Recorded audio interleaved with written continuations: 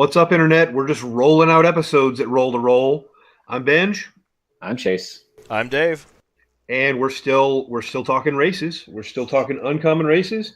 And this week, the most uncommon race of all, the gnomes. Tell me about little people, Dave. I'd be glad to. You So can't say little people. I rather like gnomes, or as some people prefer to call them, the short ones, because I believe they're actually technically the smallest race, even smaller than halflings. Halfling. So looking at the base gnome, you get a +2 to your intelligence, which is really good. They're the only race that gets an intelligence score boost of 2. As far as age goes, which doesn't usually enter into play, they live between 350 and 500 years, so longer lived than your dwarves, not nearly as long as your elves. They are small creatures, and they also have a speed of 25, so they're a little bit slower. They have dark vision, which is always good, never a bad thing. They have Gnome Cunning, which is really good. They get advantage on all intelligence, wisdom, and charisma saving throws against magic. That's really good to get advantage on all three of those saving throws versus magic, because It's also very specific, but yeah. it's very specific, but it's very good because getting advantage on those saving throws against magic means you're more likely to not get hurt from magic. Anyway, languages you get common and gnomish, and then as far as subraces, they've got two of them. You've got your forest gnome, which is going to give you a bump to your dexterity of +1. You get the minor illusion cantrip, which is a cool little cantrip. You can do little illusory sounds and lights and things like that. Just kind of a fun little RP thing. And then you get Speak with Small Beasts, which you can communicate simple ideas with smaller beasts. It's another really RP thing, but it's kind of a cool one because you can kind of talk to different things in the area and basically get some extra scouts without having to cast like the Speak with Beast spell. Then you have your Rock Gnome, which is like your kind of your stereotypical Tinker Gnome. They're going to get a +1 to Constitution, so you're a little bit harder, a little bit more hit points. They're going to get Artificer, that A word. Man, we should have practiced. Artificers. I'm gonna stop now. We're not helping you. They get some word lore, where when you make an intelligence history check related to magic items, alchemical objects, or technological devices, you get twice your proficiency bonus. Which is very highly specific and very situational, but good when those situations come up. And then they have this really cool little thing called Tinker, which is, first off, you get proficiency with Tinker's tools, which is cool. Proficiencies with tools take a long time to get if you don't already have them. And with that little ability, you can spend an hour and 10 gold worth of materials to make a tiny clockwork device. They work for a day unless you spend an hour keeping it up. But there's like a couple little things, like you can make like a little clockwork toy that makes noise, or a fire starter so you don't have to carry a tinderbox with you, or like a little music box.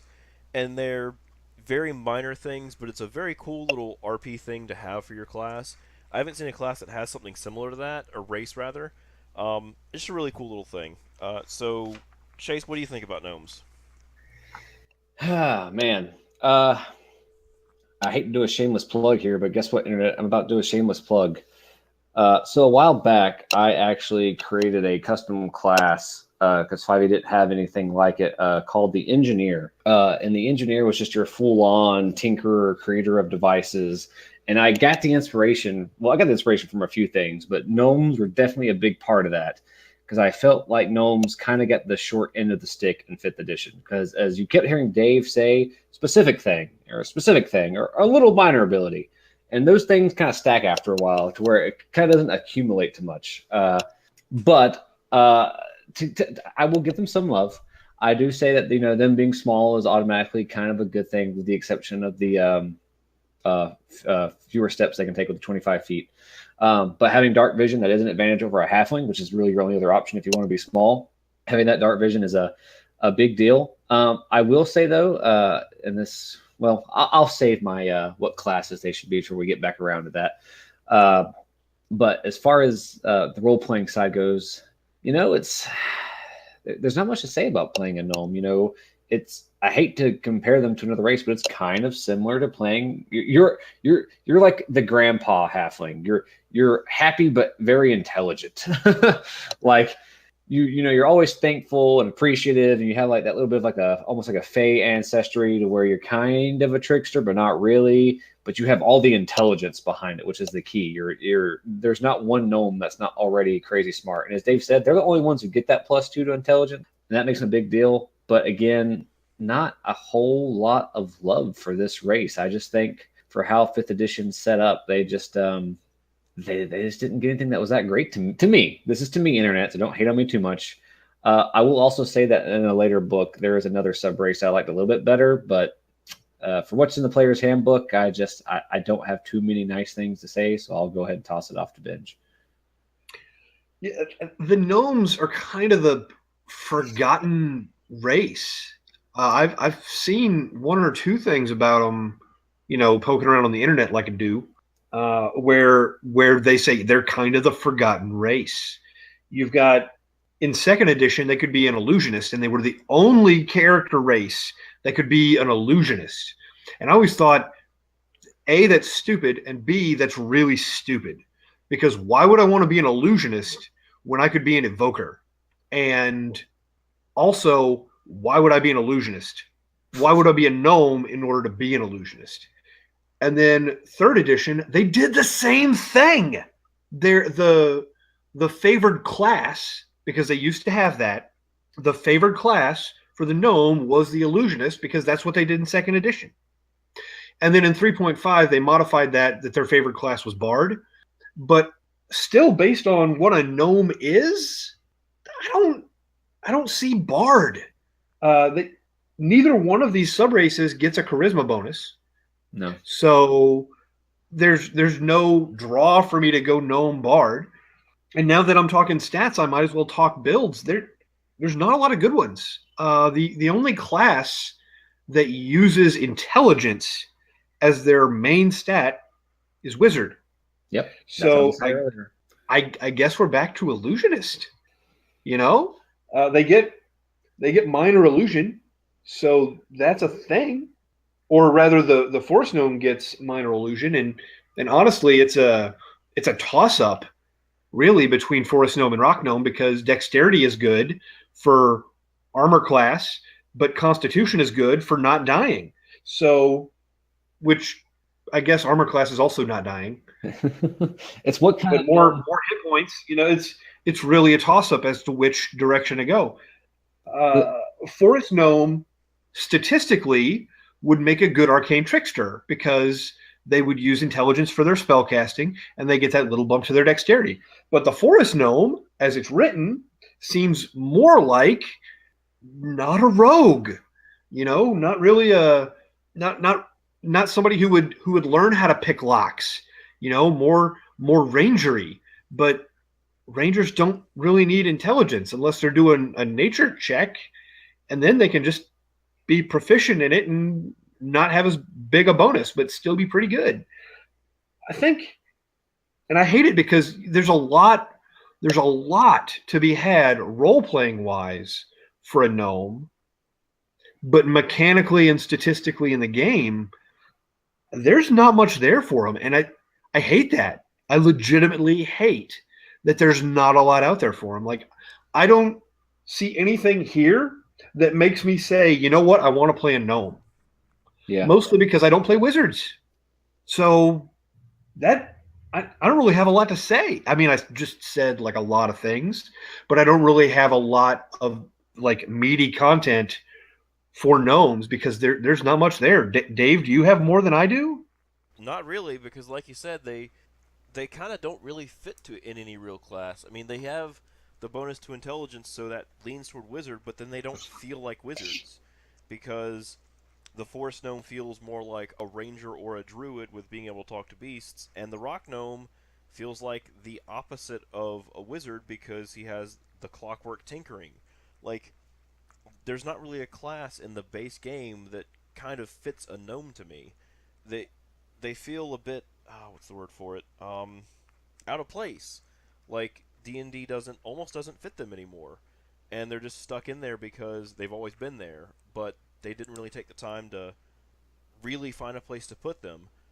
The only thing I can think is that push them into being a wizard, but again, if I were playing a gnome wizard, I wouldn't really know how to do that because the gnomes don't feel like a wizard, short of playing a trickster illusionist kind of class.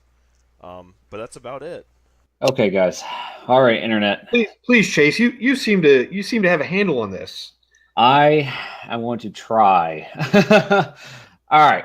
So I will start by saying that I do unfortunately kind of agree with these guys and say wizards kind of gave gnomes the short end of the stick. I've said it once. That's me saying it again. I don't want. I'm not going to talk about this much because it's not really an official thing yet. But I do know for a fact that Wizards has been working on an artificer class, and hopefully when that comes out, that'll make gnomes have a really good go-to class. Like I said, I'm not going to talk about that much because that's beyond topics and topics away.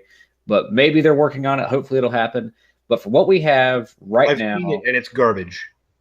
yeah, for what we have right now in this game with a gnome, and not including any DM's Guild custom stuff, just literally what's in this player's handbook. Here's why you play gnome. First things first, you play gnome because you want to. Point blank period. If you sit down and say that's what I want to play, you play it. Kick stats, numbers, and everything else out the window. That's what you want to do. Do it. Don't listen to three guys who are trying to not really trash talk it, but not give it too many good things. If you want to play it, play one. But as far as if I can say what would be a good fit, I mean, I hate to join them, but it's a wizard. I mean, if you're looking for what numbers are going to benefit you, a wizard, or like Binge and Dave were saying a little bit, maybe the arcane trickster, and just figuring out the role playing as you go. I will say this, and this is going to be where I will help you try to make that connect. So, DM, if you're working with your player, that they say, okay, I want to play a gnome, and you say, I don't know why, but here we go. Here's how you help them. If they're going to go with the forest gnome, make them if they're going to go wizard and gnome, I'm sorry, make them the kind of wizard who is more about the actual like magic of the universe. I mean, I hate to say it, make them a Jedi. The magic binds us. It keeps us together. Make them that kind of, that's how they view magic. If you're going to give them the rock gnome, work with them on becoming like, they're just all about the science of everything. They want to fuse magic with technology. They want a better society through fusing society and magic together. And that's really the only way. If you're trying to go with the trickster build, stick more to their heritage and really what's written down, maybe you could just say that like your gnome is flat out from the Fate Wilds and he's just come to the material plane for the first time and he enjoys messing with mortals, whatever. Maybe take that approach. But for any other class, it's going to take a lot of work role playing wise to make it work. It's going to take putting in some effort to make it work. I really don't have any other good way of saying it. And just make sure your players know what they have on their sheet isn't really going to reflect what they're going for. And if they're okay with that, all the better. That's going to be pretty much the only way it's going to work. But that is all I can give you, internet. I'm sorry. I wish I could give you more. But so yeah, that's maybe a Battlemaster Fighter Dex build. I don't.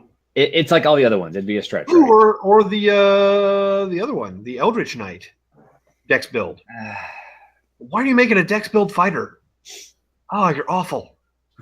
Yeah, like I said. Well, this kind of brings up the topic that we'll talk about later, but intelligence as a whole, and I hate to say it, isn't that big a stat in 5e. To me, from my perspective, there's not many things that you make an intelligence save against unless your DM just really likes to toss mind flares at you. And screw that guy. Yeah, screw that DM. But yeah, so again, sorry, internet. I wish I had more advice for you.